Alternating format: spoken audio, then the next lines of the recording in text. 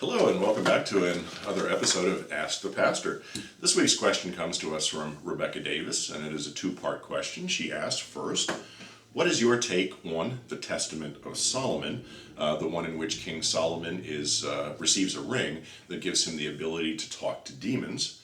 And the second part of the question is, she asked also, I've always thought that Lucifer, the once fallen, and Satan were the same entity.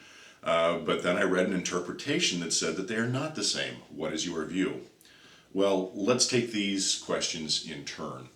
First, the Codex, or the book that we know as the Testament of Solomon, is a pseudo-epigraphical non-canonical work.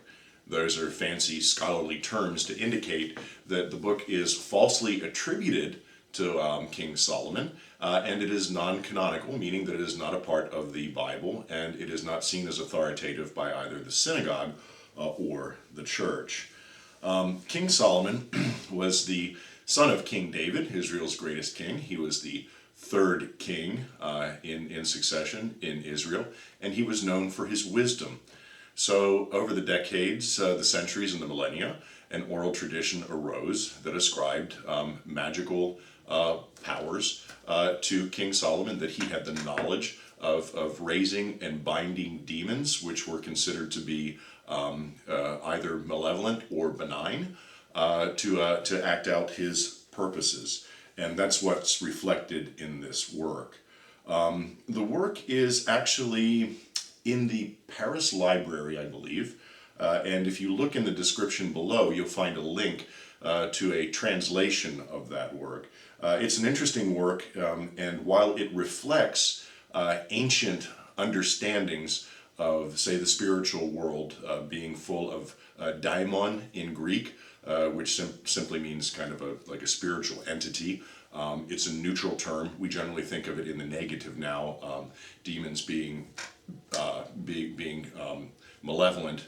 The ancients believed that demons could be either benevolent or malevolent, and also the jinn, which are the Arabic spirits. And so that's reflected in this text. If you want to read the translation, it's down below. And the one thing that you'll undoubtedly find by reading that text is that the signet ring that King Solomon receives gives him not only the ability to raise, speak, and bind demons, it also gives him the ability to talk with animals. It's a unique text that was written in the Middle Ages and was the culmination of this magical tradition, oral tradition that surrounds King Solomon. Now, on to your second question about, you always thought that Lucifer and Satan were the same entity. You've read that they are different entities. Yes, that is true. Over time, we have conflated the two, but they come from different traditions, and I'll try to parse that out. First, sometimes we hear the word devil ascribed to incarnate evil.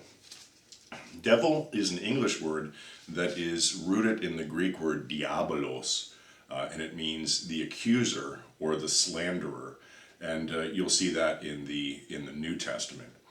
Satan is the English word that is rooted in Hebrew, and that means adversary.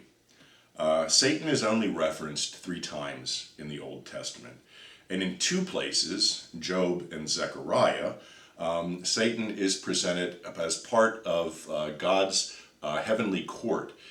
In fact, Satan is, in a sense, best described as God's prosecuting attorney. Eventually, over time, and in the New Testament, we see that Satan becomes only an enemy of God and a leader of forces opposed to that which is divine. Now, in regards to Lucifer, Lucifer has an interesting biblical tradition. Lucifer is the English translation of the Hebrew word for light bringer, and biblical scholars believe that referenced actually the planet Venus as the morning star, the morning light. Lucifer eventually becomes conflated with Diabolos, the devil, and Satan, especially in Luke chapter 10, verse 18, where Jesus tells his disciples who have just come back from their first mission that, quote, I saw Satan falling as a lightning from heaven. So yes, the devil, Satan, and Lucifer, while beginning as separate entities or being, are eventually collapsed into one by tradition. Now, if you want a deeper and more scholarly understanding of how personified evil took form over the ages, I highly recommend the book, The Flutes of Dionysus, and the subtitle is Daemonic Enthrallment in Literature. It was written by Robert Stock, and it was published in 1989. And likewise, down in the description, I'll put the title, so if you want to search for that on Amazon. It's a very good book, and it'll probably force you to go back and reread Euripides the Bacchae, which is a beautiful little tragedy that was written for the Greek stage. So, I hope that answers your questions, and like always, if anyone else has any questions, feel free to text me, call me, email me, get in touch with me however you wish, send me a letter, and I'll attempt to answer them in a segment of Ask the Pastor. Thank you very much. Have a good week.